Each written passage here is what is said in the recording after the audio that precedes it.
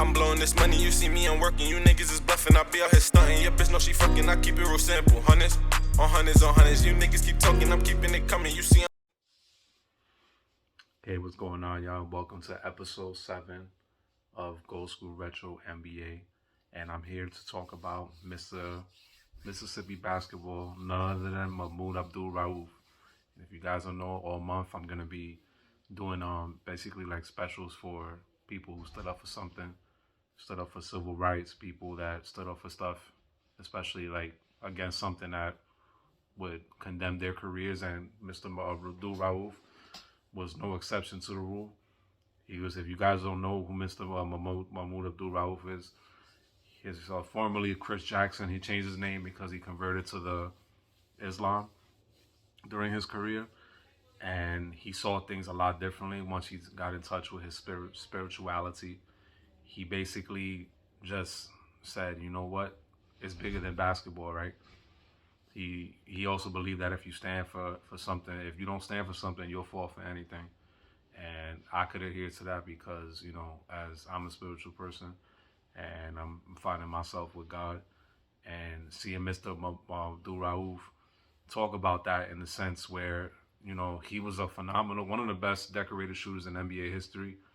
If you guys don't know, he grew up in a small town of Gulfport, Mississippi.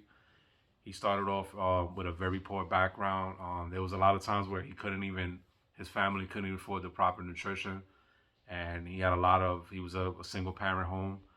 And he went through a lot in his early years. And actually, when he was in middle school, he never really played basketball, but he was discovered by a basketball coach in middle school where he grew up in Gulfport, Mississippi. And she saw the skill set of the kid when he was just playing, you know, recreation ball in the playground, and actually convinced his mom to play, you know, basically organized basketball. And in his first game, he scored 23 points. And it just, like I always say in the parallels of life, man, it just like takes one person to believe in you, and that person can actually take you to places that you probably never thought you would go yourself.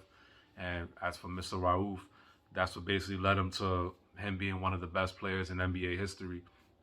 Albeit his career was so short, in 9 years it went. He started off in high school. In high school, he was putting up phenomenal numbers. He was scoring at will, doing all the things that you want to do. People didn't know if they wanted to put him as a point guard or a shooting guard, but I think more of like he's a scoring point guard because he, you know, he had good passing skills. That's somebody I grew up watching as a kid. And I always remember I remember his form to this day, where he just had the most like the smooth, like the follow through was so smooth, like the way he tucked his elbows in and the way he would go like straight up diagonally. It was just a thing of beauty. And if a lot of people don't even know this, as a person myself who suffers with ADHD, most people that I know, and I'm very open about it. And it didn't touch me until my adulthood. And he had Tourette syndrome. And if you guys don't know what Tourette syndrome is, it's a neurological disorder where it can cause tics, unusual body movements. If you watched Abdul Rauf throughout his career, after he was shooter, if you just paid attention to him, you noticed that he had a lot of gestures and movements where he could not control, and he would bear out growls and just make all kinds of movements that were the parallels to having Tourette syndrome. But to T, just watching the guy playing basketball, shooting threes, and just he actually in the free throw records, like he almost broke Calvin Murphy's free throw record. He made a whole bunch of free throws. The guy was just phenomenal, man. That's the most smoothest shooter ever. But I want to take it back to his college career. Once he went to high school, he got a college scholarship to LSU that his mom didn't even sign because I don't think she wanted him to play in LSU. She never signed the letter of intent. But Mr. Rauf proceeded and went on to have a phenomenal career at LSU. His third game, he had 53 points, and then in his sixth game, he had 55 points, which was a school career high for a freshman at LSU, and played alongside one of the best centers of all time, man, Shaquille O'Neal. And that LSU team was very good, dominant through the years, and he finished averaging 28 points per game for that program. Guy actually has his number retired by LSU, number 35 actually. And once he got selected into the NBA, he got selected number 3 by the Denver Nuggets. And the Nuggets back then, they had a good little squad, man. They had Mahmoud Abdul Rauf, they had Alfonso Ellis, they had Rodney Rogers, they had Dikembe Mutombo, Robert Pack. Who else they had? They had a lot of guys, man. A lot of guys that just were grit and grind guys, guys that could give you a little bit of everything. You had bruises down low. You had Alfonso Ellis, who had a great career in college. You know, you had so many guys in there that would just do multitude of different things. This is why they were able to pull up an upset against the Seattle Supersonics, and one of the greatest upsets in NBA history that he was a part of. And once he came into the league, I mean, he did basically all the things he did in LSU. He was just a scoring machine. He was lighting up the Bulls. I remember a couple of games I watched him against the Bulls on NBA on NBC as a kid, and his shooting acumen was just so to a T. And it's crazy, like, because his Tourette syndrome correlated with his, you know, his basketball acumen, where it caused him to want to always be perfect. That they say he was like one of the biggest gym rats, where he would shoot a ridiculous amount of free throws in practice, because he had this like, not this analogy that if when you shoot the ball and it doesn't swish, then it doesn't count. So it was acute to his he was a very perfectionist when it came to his shooting and his free throws. And it showed during game time, because he almost broke a Legends record. And I remember that too, because I remember Calvin Murphy was at that game, and he actually touched the ball and held it and then gave it back to him, basically trying to like throw him off. And then he actually made the first and then missed the second, which was crazy. I think a lot of people don't know that, but it just speaks to the team, man, what this guy did in the league. And then obviously we all know what happened. It was one game where when he started getting into his religion, and when he started converting into Islam, he had a lot of different views about stuff that went on in the past with this country, stuff that was still going on to that day. And he was one of the first guys that didn't want to stand for the flag. And he got heckled by fans. He got heckled by David Stern. David Stern made him basically put him as the poster boy. Like, oh, you don't want to follow rules, then you know what, you're going to have to get fined. Actually fined him $32,000, you know, and was doing a lot of things. And then there was some players that were going against him. And I felt so bad for Rauf, because I know what it is to stand up for something and be hated for being honest and standing up for what's right. And even though when people look at you like you're wrong. And I feel like Mr. Rauf, you know, stood up for something that you know, that was real, that was going on in this country, and it's still going on to this day. And I've always been one to advocate for people that in hoops that have a major voice. It's not just with this shut up and dribble movement. That Rauf was one of the forefronters of standing up for social injustice. He didn't want to stand for the flag. And David Stern eventually gave in, even though players were talking about, you even had Michael Jordan criticizing him. You had a lot of NBA players, Jason Williams. I mean, it was just a multitude of NBA players that were critiquing him throughout the league, well, saying all these things, well, you know, if he feels that way, he has to, you know, still has to sit up and stand up for the flag and show. Even Hakeem Olajuwon, who was another Muslim, a fellow Muslim brother like him, for him to go against the grain of him, I thought was really egregious, and I thought it was so disrespectful that the guy basically had nobody on his side, and it was so messed up because he stood up for what was right. He stood up for something that was really a problem in America and that still exists to this day, with all these hate crimes and cops getting away with murder, police brutality, you name it, everything that's gone on in this country. And to see Mr. Rauf go through that, and to basically be kind of blackballed from the league. I mean, for his skill set, this guy, like, you know, when we talk about the greatest shooters in the NBA, we talk about Steph Curry.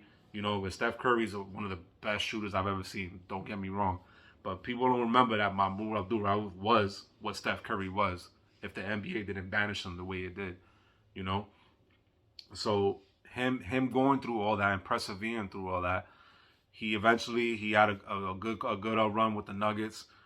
He eventually got traded to Sacramento for Sarunas Marciulionis. And that's basically when his career, he couldn't even, I remember those Sacramento teams, they were bad. They were egregious. If you guys saw those lineups, like, they were terrible. There was no reason why one of the best pure shooters in the game doesn't get any burn or any shine on a team where there's pretty much a team full of nobodies. And outside of Mitch Richmond, there was nobody else. And I felt like that Mahmoud Abdul Rauf at least deserved a second chance, because he didn't stand for something that was wrong. He stood for something that was right. It was something that he believed within his religion. is spiritual, and he believed in what was going on in reality in the real world. And the NBA just basically just told him kick rocks. And ever since then, it left the stain. There was really no teams that wanted to mess with him. And Sacramento, I remember there was times that he barely even got playing time. And then when he would come in the game, he would just start hitting shots left and right. And it's like, dude, this guy is so good. Like, why are we like holding? Why is the league holding on to him? He's some terrorist or something. Like, he spoke for a right reason and stood his ground. And it kills me because people want freedom. People that express freedom of speech be the first ones condemning people for using their freedom of speech. And I feel like that's what happened with the NBA did to him. I feel like that's what David Stern did to him. And basically made him an example. Yes, he made him at one point.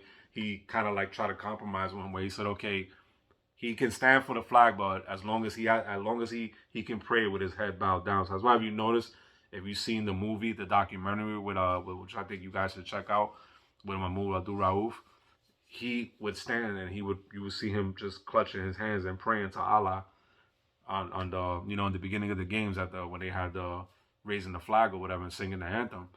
And it was just it was so messed up, man. Like, just to see that guy, his career deteriorate because he got blackballed, kind of like what the NFL did to Colin Kaepernick.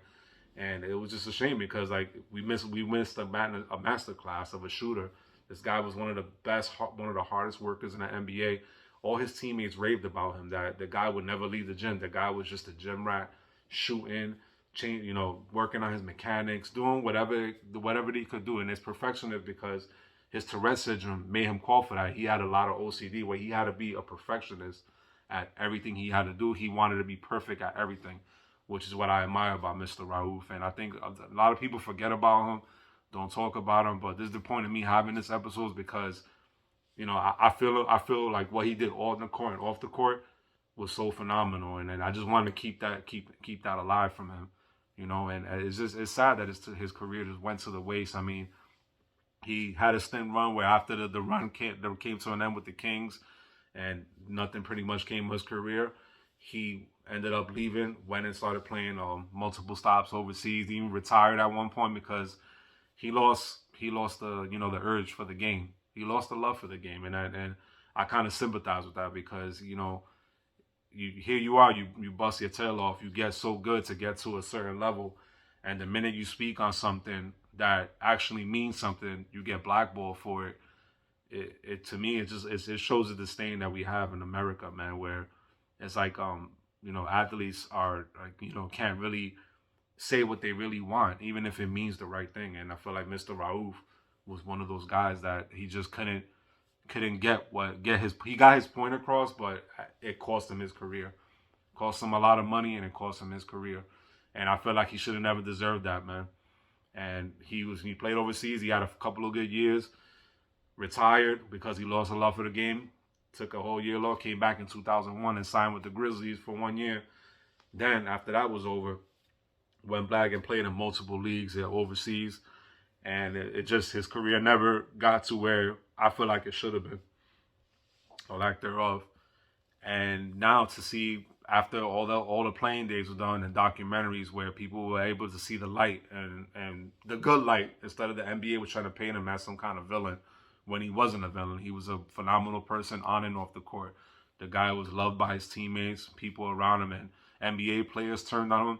And I can understand why he lost that passion, because he felt like probably nobody believed in him anymore. Nobody cared about him after the NBA shunned him just for his own beliefs.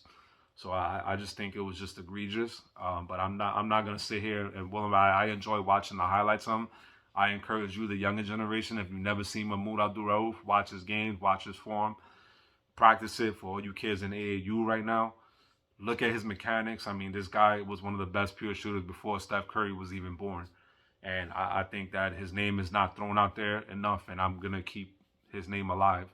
And right now, to see him, and I'm able to still see him with the Big Three, with Ice Cube's league, and the dude is still good. He's still shooting the J, making the J's, still stroking it from deep. I love to see somebody persevere when their back is against the wall. So shout out to Mahmoud Abdul Rauf, man. I really appreciate you. Your game is a masterclass, man. I encourage anybody to watch that documentary on him on Showtime. You'll learn more about him so much as I did. And I had the fortunate opportunity of watching him play as a kid. So I remember him a lot, man. And this is the reason why I do these type of episodes for people like you, man. Keep your name alive, man. One of the best pure shooters ever, Mahmoud Abdul Rauf, man. Remember that. So this is it for episode 7 of NBA Gold School Retro. I appreciate you all for tuning in. And thank you, and I'll see you again next week.